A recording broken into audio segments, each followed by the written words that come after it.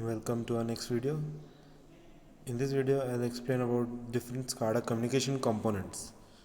Okay, the first one is the transmission unit, second one is the receiving unit, third one is the communication medium, the data or information to be sent, fifth one is the communication protocol. Okay, here MTU act as a transmitter unit, which units such as radio station, and RTU as a receiving unit, for example workstation or a telephone unit. MTUs and RTUs together in communication technology known as digital terminal equipment. Digital terminal equipment. Okay, we will look in the figure. Transmission of data or message among them by the way of communication medium such as Ethernet, PLC, etc. So these are the communication method between these two MTUs and RTUs. In between this DTEs, normally some interface devices are used to encode and decode the signal transmitted by DTE and to receive the same signal at another end. So DTEs are connected in between them so that the signals can be encoded or decoded. Okay, so the next here the DCEs are nothing but modem. So this is the DCE, nothing but the modems, which is an acronym for modulated and demodulated. So modem, MO for modem, D for MO for modulation, DEM for demodulation. Modulation of a signal is done for the transmission of data in a secured manner by modem unit. So this modem unit actually transmit the signal, okay, through a transmission network through modem unit. Data or information, for example the text or audio, are sent over a carrier signal. Okay, so data and a signal are sent over a carrier signal. Okay, carrier signal with the use of different modulation technique like amplitude modulation, frequency modulation, pulse modulation, PSK, etc. with specific data rates.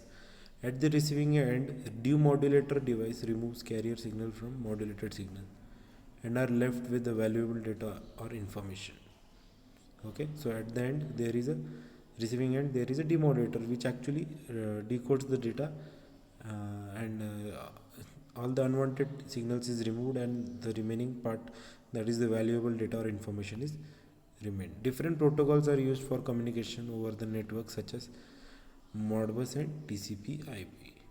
Okay, so this is the block diagram. DTE, modem for modulation of signal, communication medium is there, and demodulation is there, communication which actually demodulates the signal and it is received to a RTU. Okay, in the reverse manner also, RTU sends the signal to the modulator modulates the signal over network, and demodulator demodulate the signal and it is transferred to the MTU. It is also called as DTE. Okay, data transmission by use of different data SCADA components. So this is the diagram.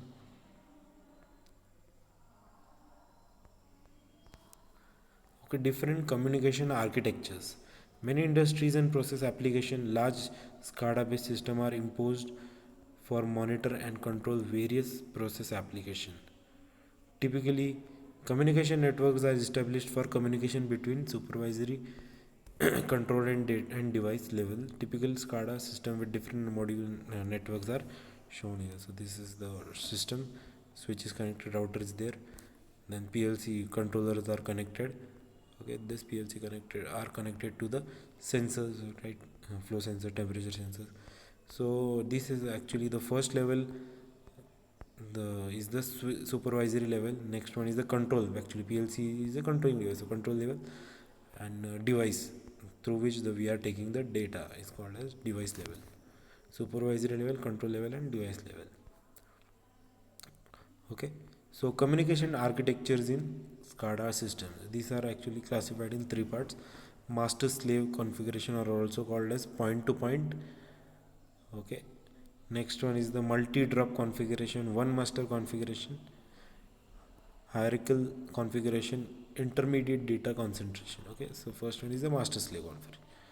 What is master slave configuration? The first topology is the simplest one, which includes the one master station and one outstation or RTUs. Okay, one MTU and one RTU act as a, so one master station is called as MTU and receiving station is all called as RTU, or a master and slave. The communication link between the two is dedicated signal line or a dial-up connection line. Okay, it can be any line. Communication between both units may be full duplex. Okay, both transmit and receive data simultaneously with separate frequencies, or simplex mode, in which one communication frequency is used for data transfer. So what is duplex and simplex? Duplex is both transmit and receive data. Okay, both actually are transmitting the data and receiving the data, but at separate frequencies. And what is the simplex mode? It is a sending and receiving of data at a particular frequency. Okay, so this is the master slave configuration. Master is the Scada HMI or MTU. Okay, and the slave is the RTU. Okay, this is the basic example. Okay, the next one is the multi-drop configuration. One master in other multi-drop technology, one master unit communicates with number of outstation unit or RTU. Multi-drop means one master station is there and multiple RTUs are connected. Means one master and many slaves.